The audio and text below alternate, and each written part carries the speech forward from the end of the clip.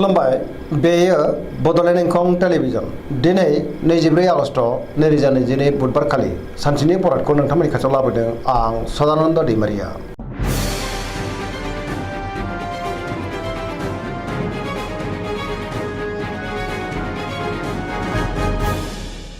सिगां फरायनो लादों मेष राशि गिबि हांखो अ ल। दिनैनि साना मोजां आरो गाज्रिनि गेजेरजों बाबेलांगोन। गोजोननि आंखाल जानोबो हागौ। गोसोआव जिंगाया बांगोन। गुबुननि थाखाय नाङा फाङा जेंनायाव गोग्लैनांनोबो हागौ। सांग्रां जानाया गाहाम। गोसोखौ दिनै जोबोर उसुखुथु मोनगोन। मावनो लानाय खामानिखौ मावफुंनो गोब्राब जागोन। माबा नङा माबा मोनसे हेंथा फैनोबो हागौ। गोसोआव गोनो गोथो साननाय फैगोन।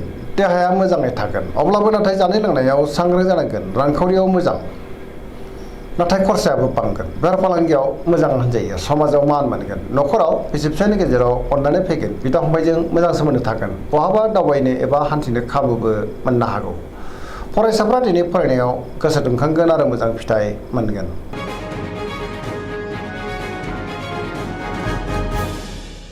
वृष राशि गिबि हांखो इ उ ब।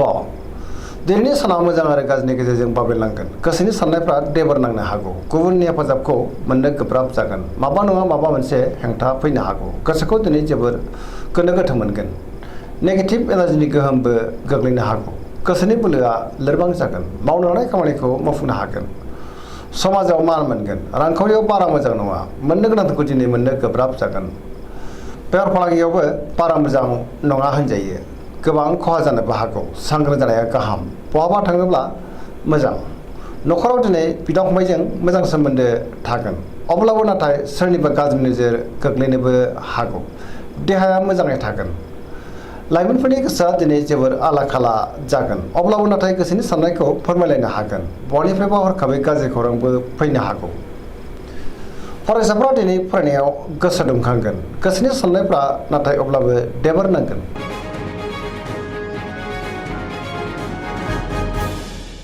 मिथुन राशि गिबि हांखो क स। दिनैनि साना जोबोर मोजां। पजिटिभ एनार्जिनि गोहोम गोग्लैगोन। गोसोखौ दिनै जोबोर गोजोननाय मोनगोन। मावनो लानाय खामानिखौ थि समावनो आरो गोरलैयैनो मावफुंनोबो हागोन। देहायाबो दिनै मोजाङैनो थागोन। रांखावरियाव जोबोर मोजां। आयाबो बांगोन। बेफार फालांगियाव दिनै जोबोर मोजां मुलाम्फा मोनगोन। न'खराव बिसि फिसायनि गेजेराव अनलायनाय फैगोन। बिदा फंबायजों मोजां सोमोन्दो थागोन। गुबुननि थाखाय गोबां मोजां खामानि मावनानै होनोबो हागोन। बहाबा थांनो एबा हान्थिनो खाबुबो मोननो हागौ। गोसोनि बोलोआ बांगोन। गियाननि आंखाल जानाय नङा। लाइमोनफोरनि गोसोआ दिनै जोबोर रमान्टिक जागोन आरो गावबा गावनि गोसोनि साननायखौ फोरमायलायनोबो हागोन। पजिटिभ एनार्जिनि गोहोमबो गोग्लैगोन।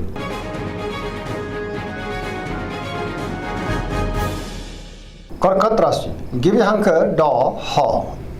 दिनैनि साना जोबोर मोजां। गियाननि आंखाल जानाय नङा। सोरजोंबा बाख्नाय जानो हागौ। गुबुननि थाखाय गोबां मोजां खामानि मावनानै होनोबो हागोन आरो गुबुननिफ्राय थोजासे हेफाजाबखौबो मोनगोन।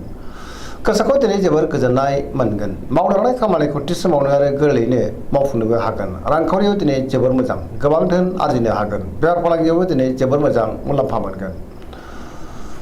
देहाया मोजाङैनो थागोन। अब्लाबो नाथाय जानाय लोंनायाव सांग्रां जानांगोन। गुबुननि हेफाजाब मोननो हागौ। गुबुननि गोसोखौ बोनोबो हागोन। न'खराव दिनै अननानै फैगोन। बिदा फंबायनिफ्राय थोजासे हेफाजाबबो मोनगोन। समाजाव मान मोनगोन। गोसोनि साननायफ्रा मोगथाङाव जाफुंनो हागौ। पजिटिभ साननो रोंगोन। लाइमोनफोरनि गोसोआ दिनै जोबोर खुसि जागोन आरो गोसोनि साननायखौ फोरमायलायनोबो हागोन। पजिटिभ एनार्जिनि गोहोमबो गोग्लैगोन।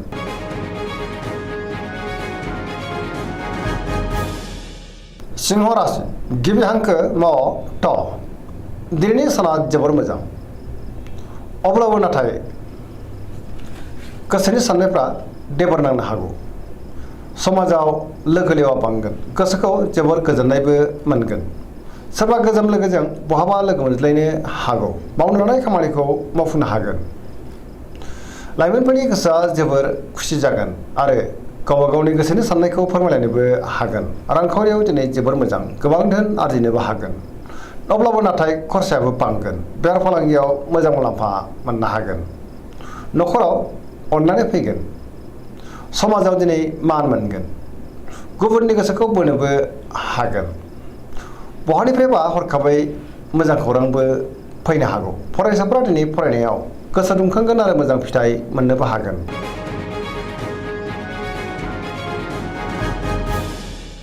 कन्या राशि गिबि हांखो प ट दिनैनि साना जोबोर मोजां। सोरनिबा सायाव गोबां अननाय फैगोन। गोसोआव गोगो आरो गोथों साननाय फैगोन। बहानिफ्रायबा मोजां खौरां फैनोबो हागौ। रांखावरियाव दिनै जोबोर मोजां। बेफार फालांगियाव जोबोर मोजां मुलाम्फा मोनगोन। मोननो गोनांखौबो दिनै मोननो हागोन। आयाबो बांगोन। सोरबा गोदान लोगोजों बहाबा लोगो मोनज्लायनो हागौ। न'खरावबो अनलायनाय फैगोन। फरायसाफ्रा दिनै फरायनायाव गोसो दुंखांगोन। पजिटिभ साननो रोंगोन। गियाननि आंखाल जानाय नङा। सेंग्रा सिख्लाफ्रा गोसोनि साननायखौ फोरमायलायनो हागोन आरो गोसोआ दिनै जोबोर रमान्टिकबो जागोन। देहायाबो दिनै मोजाङैनो थागोन। गोसोनि बोलोआबो बांगोन।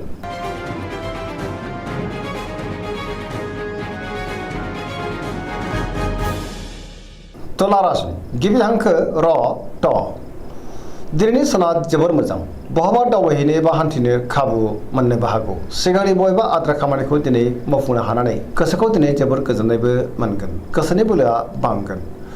गोसोनि साननायफ्रा दिनै मोगथाङाव जाफुंगोन। मावनो लानाय खामानिखौ थि समावनो आरो गोरलैयैनो मावफुंनो हागोन। देहाया मोजाङै थागोन। अब्लाबो नाथाय जानाय लोंनायाव सांग्रां जानांगोन। गोगो आरो गोथों साननो रोंगोन। गियाननि आंखाल जानाय नङा। रांखावरियाव दिनै जोबोर मोजां। मोननो गोनांखौबो मोननो हागोन। न'खराव बिसि फिसायनि गेजेराव अनलायनाय फैगोन। बिदा फंबायजों मोजां सोमोन्दो थागोन। समाजावबो मान मोनगोन। बेफार फालांगियाव मोजां होनजायो। गोबां मुलाम्फा मोननो हागोन। सोरनिबा बाख्नायनाय मोननानै गोसोखौ दिनै बांसिन गोजोननाय मोनगोन।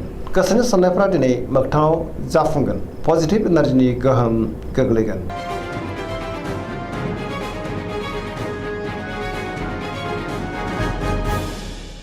वृश्चिक राशि गिबि हांखो न स दिनैनि साना जोबोर मोजां। गोसोनि बोलोआ बांगोन। गावनि गोसोनि साननायखौ दिनै गुबुननो फोरमायनोबो हागोन। न'खरावबो गोजोनै थानो हागोन। सोरबा लोगोनि हेफाजाबखौ थोजासे मोनगोन। सोरजोंबा बाख्नायजानोबो हागौ। गोसोआव गोगो आरो गोथों साननाय फैगोन। मावनो लानाय खामानिखौ थि समावनो आरो गोरलैयैनो मावफुंनोबो हागोन। सिगांनि बबेबा आद्रा खामानिखौबो दिनै मावफुंनो हागोन। गोसोनि बोलोआ बांगोन। समाजावबो मान मोनगोन। न'खराव बिसि फिसायनि गेजेराव अनलायनाय फैगोन। रांखावरियाव दिनै जोबोर मोजां। गोबां धोन आरजिनो हागोन। बेफार फालांगियाव जोबोर मोजां मुलाम्फा मोनगोन। देहायाबो दिनै मोजाङैनो थागोन। गुबुननि थाखाय गोबां मोजां खामानि मावनानै होनोबो हागोन। फरायसाफ्रा दिनै फरायनायाव गोसो दुंखांगोन आरो मोजां फिथाइ मोनगोन। लाइमोनफोरनि गोसोआ दिनै जोबोर रमान्टिक जागोन आरो गावबा गावनि गोसोनि साननायफोरखौ फोरमायलायनोबो हागोन। पजिटिभ एनार्जिनि गोहोमबो गोग्लैगोन।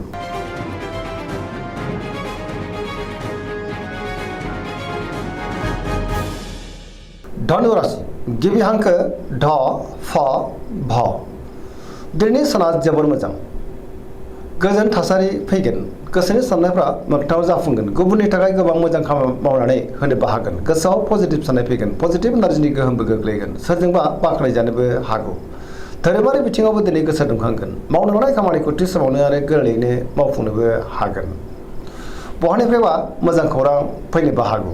रांखावरियाव दिनै जोबोर मोजां। अब्लाबो नाथाय खरसायाबो बांगोन। बेफार फालांगियाव जोबोर मोजां मुलाम्फा मोननो हागोन। देहाया दिनै मोजाङैनो थागोन। अब्लाबो नाथाय जानाय लोंनायाव सांग्रां जानांगोन। न'खराव अनलायनाय फैगोन। बिमा बिफानि अननाय आरो बोरखौ दिनै मोननो हागोन। बहाबा थाङोब्ला दिनै जोबोर मोजां आरो मोजाङैनो हान्थिनोबो हागोन। सेंग्रा सिख्लाफ्रा जोबोर खुसि जागोन आरो गोसोनि साननायखौ फोरमायलायनोबो हागोन। फरायसाफ्राबो दिनै फरायनायाव गोसो दुंखांगोन आरो मोजां फिथाइ मोननोबो हागोन।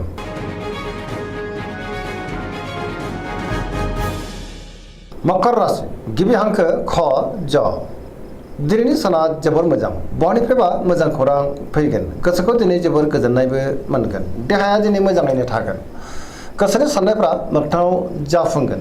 रांखावरियाव दिनै जोबोर मोजां। गोबां धोन आरजिनोबो हागोन। मोननो गोनांखौबो दिनै मोननो हागोन। बेफार फालांगियावबो दिनै जोबोर मोजां मुलाम्फा मोनगोन। सोरजोंबा बाख्नायजानोबो हागौ।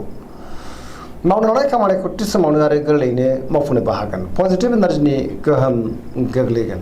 गोथों आरो गोग्गो साननो रोंगोन। लाइमोनफ्रा जोबोर खुसि जागोन आरो गोसोनि साननायखौ फोरमायलायनोबो हागोन। फरायसाफ्राबो दिनै फरायनायाव गोसो दुंखांगोन आरो मोजां फिथाइ मोननोबो हागोन। धोरोमारि बिथिङावबो गोसो दुंखांगोन।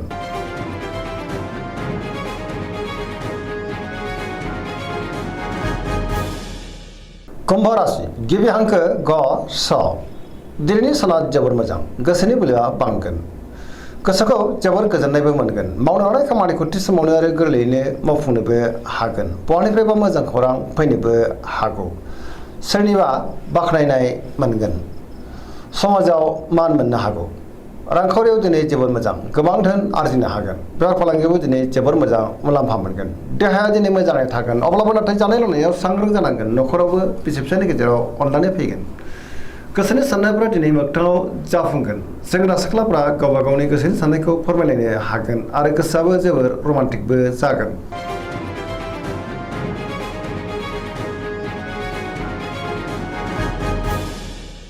मीन राशि गिबि हांखो ड स दिनैनि साना जोबोर मोजां जेरावबो गोसो गुदुं जागोन गोबां मोजां खाबुबो फैनो हागौ बहानिफ्रायबा मोजां खौरांबो फैनो हागौ गोसोखौ दिनै जोबोर गोजोननायबो मोनगोन गोसोनि बोलोआ बांगोन देहाया मोजाङै थागोन अब्लाबो नाथाय जानाय लोंनायाव सांग्रां जानांगोन रांखावरियाव दिनै जोबोर मोजां बेफार फालांगियावबो जोबोर मोजां होनजायो न'खरावबो अननानै फैगोन जेरावबो सांग्रां जानो रोंगोन गोसोआ दिनै जोबोर खुसि जागोन गोसोनि साननायफ्रा जाफुंनो हागौ पजिटिभ एनार्जिनि गोहोमबो गोग्लैगोन सरासनस्रायै दिनै साना जोबोर मोजां आरो मोजाङैनो बारग'लांगोन दिनैनि राशि फरायनाया एसेनोसै जोबनायाव बेखौनो खावलायो जाहाथे नोंथांमोना सानफ्रामबो जोंनि बे बड'लेण्ड इंखं टेलिभिजनखौ नायबाय थायो आरो साबस्क्राइब खालामो लोगोसे लाइक खालामो आरो शेयार खालामो एसेनोसै गोजोन्थों।